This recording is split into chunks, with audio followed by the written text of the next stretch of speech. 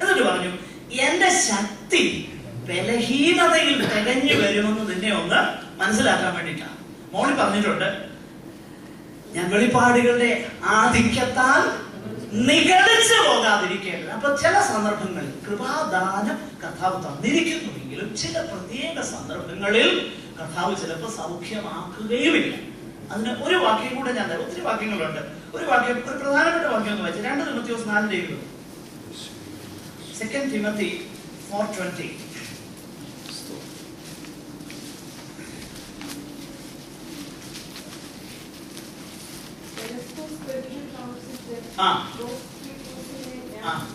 ത്രോഫിമോസിനെ ഞാൻ മിലത്തോസിൽ ഞാൻ രോഗിയായിട്ട് വിട്ടേച്ചു പോകുന്നു. അതിന്റെ അർത്ഥം പൗലോസ് അവന് വേണ്ടി പ്രാർത്ഥിച്ചില്ലെന്നാണോ? നിശ്ചയമായിട്ട് പ്രാർത്ഥിക്കുക. പൗലോസിന്റെ ശുശ്രൂഷയിൽ രോഗികളെ മാത്രമല്ല സൗഖ്യമാക്കിയത്, മരിച്ചവരെ ഉയർത്തുന്നുണ്ട്. എന്നാൽ ത്രോഫിമോസിനെ എന്ത് ചെയ്തു? ഞാൻ രോഗിയായി മിലത്തോസിൽ വിട്ടേച്ചു പോകുന്നു. ഫിലിപ്പിയ ലേഖനത്തിൽ നമ്മൾ വായിക്കുന്നു, എപ്പഫ്രാദിത്തോസ് അവൻ രോഗം പിടിച്ച് മരിക്കാറായിരുന്നു. ദൈവം അവനോട് കരുണ ചെയ്തു. അവനോട് മാത്രമല്ല, എന്നോടും കരുണ ചെയ്തു. അവന് എനിക്ക് ദുഃഖത്തിന്മേൽ ദുഃഖം വരാതിരിക്കുന്നു. റിയൽ ഒരു എക്സ്പീരിയൻസിനെ കുറിച്ച് അപ്പോൾ പറഞ്ഞു. നമ്മൾ ചിന്തിക്കരുത്, ഈ വേദപുസ്തകത്തിലെ വിശുദ്ധന്മാരൊന്നും ഒരു അഭൗമ ലോകത്തിലൊന്നും അല്ല ജീവിച്ചത്. നമ്മളെ പോലെ പച്ചയായ ജീവിത സാഹചര്യങ്ങളിൽ അവർ ജീവിച്ചത്. ഒരു കർത്താവിൽ ആശ്രയിച്ച് ദൈവഹിതത്തിനായി തങ്ങളെ ഏൽപ്പിച്ചു കൊടുത്ത് ദൈവത്തിൽ പൂർണ്ണമായി വിശ്വസിച്ച് അവർ ജീവിച്ചു. അതായിരുന്നു വ്യത്യാസം. മനസ്സിലായോ? നമ്മളെ പോലെ തന്നെയാണ് അവർ ജീവിച്ചത്. ഒരു സന്ദർഭത്തിൽ അയ്യോ എനിക്ക് ദുഃഖത്തിന്മേൽ ദുഃഖം വരാതിരിക്കേണ്ടതിന് എന്നോടും കർത്താവ് എന്ത് ചെയ്തു? കരുണ ചെയ്തു. ഫിലിപ്പിയ ലേഖനം 2-ാം അധ്യായത്തിൽ നമ്മൾ വായിക്കുന്നത്. ഇവിടെ പറയുക, ത്രോഫിമോസിനെ ഞാൻ രോഗിയായിട്ട് വിളിച്ചു. അപ്പൊ in some situation God in his wisdom will choose not to heal.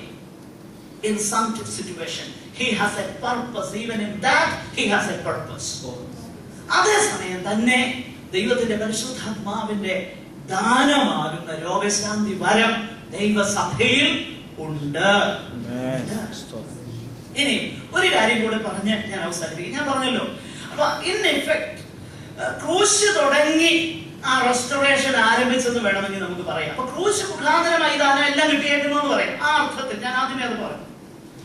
അങ്ങനെയെങ്കിൽ പ്രിയമുള്ളവരെ, ആദാമിൽ എന്ത് സംഭവിച്ചോ അതിന്റെ ഒരു റിവേഴ്സൽ പ്രോസസ്സാണ് ക്രിസ്തുവിൽ നമ്മൾ ആകുമ്പോൾ സംഭവിക്കുന്നത്. നമുക്കറിയാം, ആദാമിനോട് നമുക്കറിയാം മനുഷ്യന്റെ 3 ഘടകങ്ങളെ കുറിച്ച്. ഇന്ന് പ്രത്യേകിച്ച് ഞാനിത് എന്റെ ഒരു സ്പിരിച്വൽ മെന്റർ എന്ന് ഞാൻ കരുതുന്ന ഒരാളുമായിട്ട് ആ കാര്യം ഡിസ്കസ് ചെയ്തത് എനിക്ക് വളരെ സന്തോഷം തോന്നി. അദ്ദേഹം ഒരു ഇലസ്ട്രേഷൻ ഇങ്ങനെ പറഞ്ഞു, ഇപ്പൊ ഒരു കാറ് ബ്രേക്ക് ഡൗൺ ആവുകയാണെന്നുണ്ടെങ്കിൽ, അപ്പൊ എനിക്കത് പെട്ടെന്ന് ക്ലിക്ക് ചെയ്തു. കാരണം ഒരു സിമിലർ സിറ്റുവേഷൻ എനിക്ക് ഉണ്ടായിരുന്നു. ഒരിക്കൽ ഞങ്ങൾ പൂനെക്ക് യാത്ര ചെയ്തുകൊണ്ടിരുന്നപ്പം ഹൈവേയില് യാത്ര ചെയ്തുകൊണ്ടിരുന്ന പെട്ടെന്ന് മാൽഫങ്ഷൻ ലൈറ്റ് ഒക്കെ വന്നു ഡയലില്. മാൽഫങ്ഷൻ വന്നിട്ടും ഞാനത് കണക്കൂട്ടിയില്ല, മുന്നോട്ട് പോയി. കുറച്ച് കഴിഞ്ഞപ്പം ഭയങ്കര പ്രശ്നമായി, വണ്ടി സ്റ്റോപ്പായി. അവിടെ നിർത്തി കഴിഞ്ഞപ്പോ അവിടെ റോഡ് സൈഡിൽ ഉണ്ടായിരുന്ന ഒരു മെക്കാനിക്കിനെ കിട്ടിയത്. അപ്പൊ ആ മെക്കാനിക്ക് വന്നിട്ട് നോക്കിയിട്ട് അദ്ദേഹം പറഞ്ഞു, ഇതിന്റെ ഓയിൽ പമ്പ് വർക്ക് ചെയ്യുന്നില്ല, ഈ വണ്ടി ഓടിക്കാൻ വലിയ ബുദ്ധിമുട്ടാണ്, പൂനെക്ക് പോവുകയും വേണം, അന്ന് ഒരു കല്യാണമുണ്ട്, പോയാലേ പറ്റത്തുള്ളൂ. ഞാൻ പറഞ്ഞു എന്റെ സിറ്റുവേഷൻ എനിക്ക് സംഭവമായി. അപ്പൊ അദ്ദേഹം പറഞ്ഞൊരു കാര്യം ചെയ്യാം, ഇതിപ്പോ ഓയിൽ പമ്പ് വർക്ക് ചെയ്യുന്നില്ല, ഇതിപ്പോ മാറി വെക്കാൻ ബുദ്ധിമുട്ടാണ്, പിന്നെ മാക്സിമം ചെയ്യാൻ കഴിയുന്നത് അദ്ദേഹം അതിന്റെ ആ ഓയിൽ ഫിൽറ്റർ ഒക്കെ അങ്ങ് അതിനകത്തെ സെഡിമെന്റ് വന്നങ്ങ് അടിഞ്ഞ് അതും താഴോട്ട് വരുന്നില്ല. പിന്നെ അദ്ദേഹം എന്തോ ചെയ്ത് അത് കിഴിച്ച് ആ ഓയിലെല്ലാം റിലീസ് ചെയ്ത് വേറെ ഓയിൽ മേടിച്ചോട്ട് വന്ന് ഒഴിച്ച് എന്നിട്ട് പറഞ്ഞു പൂന വരെ ഓടിച്ചു. തൽക്കാലത്തേക്ക് പൂന വരെ ചെന്നു. എന്ന് പറഞ്ഞതുപോലെ ചില സന്ദർഭങ്ങളിൽ ദൈവം എന്ത് ചെയ്യുമെന്നറിയാമോ? ഇതിന്റെ റെസ്റ്റോറേഷൻ ഒന്നും നടന്നിട്ടില്ല, താൽക്കാലികമായിട്ടൊരു ആശ്വാസമൊക്കെ നമ്മുടെ ശരീരത്തിൽ അത്ഭുതകരമായിട്ട് ചെയ്യും. എന്നാൽ ഇത് പെർമനന്റ് ആയിട്ടുള്ളതല്ല. പെർമനന്റ് ആയിട്ടുള്ളത് എപ്പോഴെന്നറിയാമോ? കെ വി സൈമൺ സാർ പാടി, പുത്തനാകും ശരീരത്തെ ദത്തം ചെയ്യും നായകൻ, മംഗളമായി വാഴും നമ്മളെല്ലാരും, മംഗളമായി വാഴും. നോക്കുക, ഇങ്ങനെ ശാപം നിറഞ്ഞ ഈ രോഗം നിറഞ്ഞ ഇതെല്ലാം ഒരു ദിവസം റെസ്റ്റോർ ചെയ്യപ്പെടാൻ പോകുകയാ. ഇടയ്ക്കിടയ്ക്കൊക്കെ ചില നന്മകള് കർത്താവ് തരുമ്പോ സന്തോഷിച്ച് ദൈവത്തിന് സ്തോത്രം ചെയ്യുക. കാരണം കർത്താവ് നമ്മെ നടത്താൻ വിശ്വസ്തനാണ്. ആദാമിൽ സംഭവിച്ചത്, അവന്റെ ആത്മാവ് മൃതമായി തീർന്നെങ്കിൽ നമുക്കറിയാം, ആത്മാവ് നീ തിന്നുന്ന നാളിൽ നീ മരിക്കുമെന്ന് പറഞ്ഞു. പക്ഷെങ്കിൽ എത്രയോ കാലം കഴിഞ്ഞിട്ട് ആദാം മരിച്ചത് നമുക്കറിയാം. എന്ന് പറഞ്ഞാൽ ദൈവവുമായിട്ടുള്ള അവന്റെ ബന്ധത്തിന് കോട്ടം സംഭവിച്ചു. ആ കാര്യമാണ് ക്രിസ്തുവിൽ ആദ്യം നടക്കുന്നത്. അതുകൊണ്ടാണ് എഫേസ്യർ 2:1 മുതൽ നമ്മൾ വായിച്ചാൽ, അതിക്രമങ്ങളാലും പാപങ്ങളാലും മരിച്ചവരായിരുന്ന നിങ്ങളെ അവൻ ഉയർപ്പിച്ചു. അപ്പൊ തുടങ്ങി, റെസ്റ്റോറേഷൻ തുടങ്ങി. അപ്പൊ ഇൻ ഇഫക്റ്റിൽ ക്രൂസിൽ ഈ ഹോൾ റെസ്റ്റോറേഷൻ ആണ് പ്ലാൻ ചെയ്തേക്കുന്നത്. മനസ്സിലാക്കണേ, നമ്മെ മുഴുവനായി റെസ്റ്റോർ ചെയ്യാൻ കർത്താവ് ക്രൂസിൽ പ്ലാൻ ചെയ്തു, തന്റെ പുത്രനെ അയച്ചു. പക്ഷെ തുടങ്ങുന്നത് എവിടാ? തുടങ്ങുന്നത് നമ്മുടെ പാപത്തിന് പരിഹാരം വരുത്തി തുടങ്ങി, നമ്മുടെ ദേഹിയിൽ ശുദ്ധീകരണം തന്നു. ഇനി അവസാനം നമ്മുടെ ശരീരത്തിന്റെ വീണ്ടെടുപ്പാകുന്ന പുത്രത്വത്തിനായി നമ്മൾ കാത്തുകൊണ്ട് ഉള്ളിൽ ഞരങ്ങുകയാണ്. ഫിലിപ്പിയ ലേഖനം 3-ാം അധ്യായം 21-ാമത്തെ വാക്യത്തിൽ നമ്മൾ വായിക്കുന്നത് ഇങ്ങനെയാണ്. അതായത് അവൻ തനിക്ക് സകലവും കീഴ്പ്പെടുത്തുവാൻ കഴിയുന്ന തന്റെ വ്യാപാര ശക്തി കൊണ്ട് നമ്മുടെ താഴ്ചയുള്ള ശരീരങ്ങളെ തന്റെ മഹത്വമുള്ള ശരീരത്തോട് അനുരൂപമായി രൂപാന്തരപ്പെടുത്തും. ഒരു അർത്ഥത്തിൽ പറഞ്ഞാൽ എവിടെ തുടങ്ങിയെന്നറിയാമോ? ക്രൂശിൽ തുടങ്ങി, ക്രൂശിൽ തുടങ്ങി, ക്രൂശിൽ ആരംഭിച്ചു. അപ്പൊ ആ അർത്ഥത്തിൽ വേണമെങ്കിൽ പറയാം, നിന്റെ അടിപ്പിടലുകളാൽ എനിക്ക് സൗഖ്യം വന്നിരിക്കുന്നു. ക്രൂശിൽ തുടങ്ങിയാണ്, തുടങ്ങി. അവൻ നമ്മുടെ ആത്മാവിന് സൗഖ്യം തന്നു.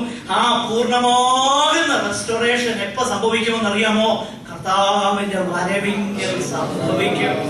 നമ്മുടെ താഴ്ചയുള്ള ശരീരങ്ങളെ.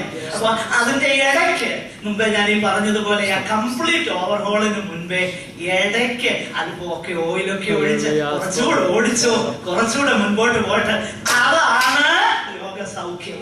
മനസ്സിലായോ? മനസ്സിലായോ? അല്ലാതെ പെർമനന്റ് ആയിട്ട് ആർക്കും ഇവിടെ രോഗസൗഖ്യം കിട്ടുന്നില്ല.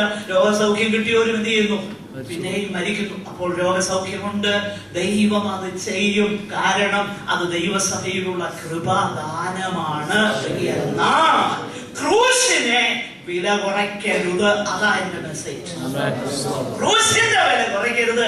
നമ്മുടെ അകൃത്യങ്ങൾ നിമിത്തം അവൻ തകർന്നിരിക്കുന്നത്. നമ്മുടെ സമാധാനത്തിനായുള്ള ശിക്ഷ അവന്റെ മേലായി, അവന്റെ അടിപ്പിടലുകളാൽ നമുക്ക് സൗഖ്യം വന്നിരിക്കുന്നു. അയ്യോ, അകൃത്യഭാരം ചുമക്കുന്ന ജാതി, അവരുടെ അടിതൊട്ട് മുടി വരെ സൗഖ്യമില്ല, മുറിവിനെ ഞെക്കി കഴുകിയിട്ടില്ല. എന്നാൽ കമോൺ, നമുക്ക് തമ്മിൽ വാദിക്കാം. നിങ്ങളുടെ പാപങ്ങളെ എത്ര കടിച്ചുവപ്പായിരുന്നാലും അത് ഹിമം പോലെ വെളുപ്പിക്കും. ഹല്ലേലൂയ. എന്തുകൊണ്ടാണെന്നറിയാമോ? യേശുവിന്റെ രക്തം നമ്മുടെ ഹൃദയത്തിൽ ഒഴിക്കുവാൻ ദൈവത്തിന് പ്രസാദം തോന്നും. നമ്മുടെ കണ്ണുകളെ അടയ്ക്കാം, നമുക്ക് വീണ്ടും പ്രാർത്ഥിക്കാം. ഈ രാത്രി കർത്താവിന്റെ ആ വലിയ കൃപയോർത്ത് നമുക്ക് ദൈവത്തിന് സ്തോത്രം ചെയ്യാം. ക്രൂശിൽ തുടങ്ങിയ ആ വലിയ രക്ഷണീയ പദ്ധതി ഒരു ദിവസം സംഭവിക്കും. ഇങ്ങനെ ശാപവും രോഗവും നിറഞ്ഞ വേദന അനുഭവിക്കുന്ന ഇന്ന് ഈ ശാപത്തിന് അധീനമായ ഈ ശരീരത്തെയും എന്റെ പൊന്നു കർത്താവിന്റെ മഹത്വമുള്ള ശരീരത്തോട് അനുരൂപമാക്കി രൂപാന്തരപ്പെടുത്തുന്ന ഒരു ദിവസം വരുന്നു. അതുവരെയും തന്റെ കൃപയിൽ നമ്മെ കാക്കുന്നു, നമുക്ക് രോഗസൗഖ്യം തരുന്നു. നമ്മുടെ ആവശ്യങ്ങൾക്ക് കർത്താവ് മതിയായവനാണ്. നമ്മെ അവൻ കരം പിടിച്ച് നടത്തുന്നു. രോഗത്തിൽ സൗഖ്യമായി, ദുഃഖത്തിൽ ആശ്വാസകനായി നമ്മോട് കൂടെ ഇരിക്കുന്നു. നമ്മുടെ നല്ല കർത്താവിനെ നമുക്ക് മഹത്വപ്പെടുത്താം, അവനെ മാത്രം സ്നേഹിക്കാം, അവന് വേണ്ടി ജീവിക്കാം. ദൈവം ഈ വചനങ്ങളാൽ നമ്മെ അനുഗ്രഹിക്കട്ടെ. സഹോദരന്മാർ ഒരാള് ദയവായി പ്രാർത്ഥിക്കുകയും അതേ തുടർന്ന്